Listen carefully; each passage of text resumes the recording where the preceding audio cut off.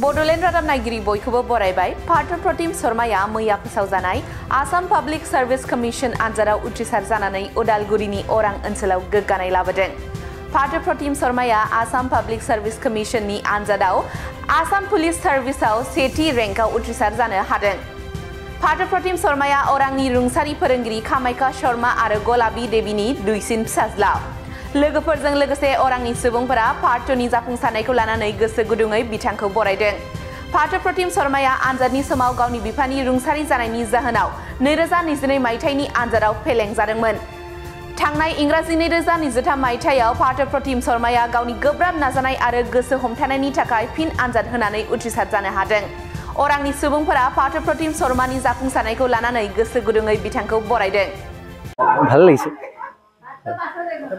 মই গোটেই মানুহখিনিৰ ওচৰত কৃতজ্ঞ যি সৰুৰে পৰা আজিলৈকে যি মানুহক মই লগ পালোঁ যি মানুহ মোৰ ওচৰত থাকিলে মই সকলোৰে ওচৰত কৃতজ্ঞ গোটেই ব্ৰহ্মাণ্ডৰ ওচৰতে কৃতজ্ঞ। প্ৰস্তুতি তেনেকুৱা একো বিশেষ একো হেৰি নাছিলে, খালি যিখিনি বস্তু হয়তো বহুত বস্তু আগতেও পঢ়িছিলোঁ কিন্তু এতিয়া বেছি খৰচী মাৰি পঢ়িছিলোঁ তেনেকৈ খুব বেলেগকৈ কিবা 18 ঘণ্টা 20 ঘণ্টা পঢ়িম তেনেকুৱা একো প্ৰস্তুতি মোৰ নাছিলে।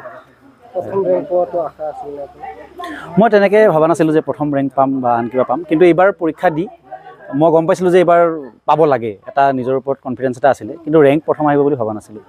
ৰেংক প্ৰথম মানে APSৰহে প্ৰথম ৰেংক দেই, হেৰি নহয় মানে ইয়াতে ACS APS বেলেগকৈ আহে, APSৰ প্ৰথম ৰেংক। দেউতা অবিহনে ক'ৰবাত অসুবিধা হৈছিল নেকি? নাই মোৰ তেনেকুৱা একো অসুবিধা হোৱা নাই। নিশ্চিতভাৱে দেউতাৰ অভাৱটোতো কোনো কথাই পূৰণ কৰিব নোৱাৰে, কিন্তু পৰীক্ষাত সেই কথাই কিবা অসুবিধা পেলাইছিল বুলি ক'লে এইটো অত্যুক্তি কৰা হ'ব।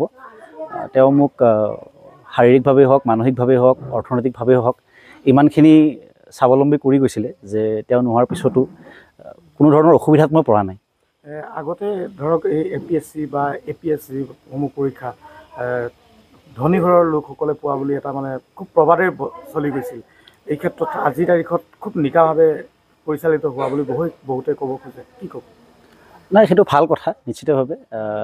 যিকোনো নিযুক্তি প্ৰক্ৰিয়া যেতিয়া নিকাৰ ওপৰত হয় সেইটো ল'ৰা ছোৱালী বা যিসকলে প্ৰিপেয়াৰ কৰিছে তেওঁলোকৰ লগতে সমাজৰ কাৰণেও খুব ভাল বাৰ্তা এটা, কাৰণ 1 নম্বৰী পথৰে যিকেইজন মানুহে সেই পদবীটো পাব এইটো আশা কৰিব পাৰি যে তেওঁলোকে নিজৰ কৰ্মক্ষেত্ৰতো কাম সেনেকৈ ছাৰ্ভিচটো দিব। গতিকে মই ভাবোঁ যে এইটো সমাজৰ কাৰণে এটা শুভবাৰ্তা।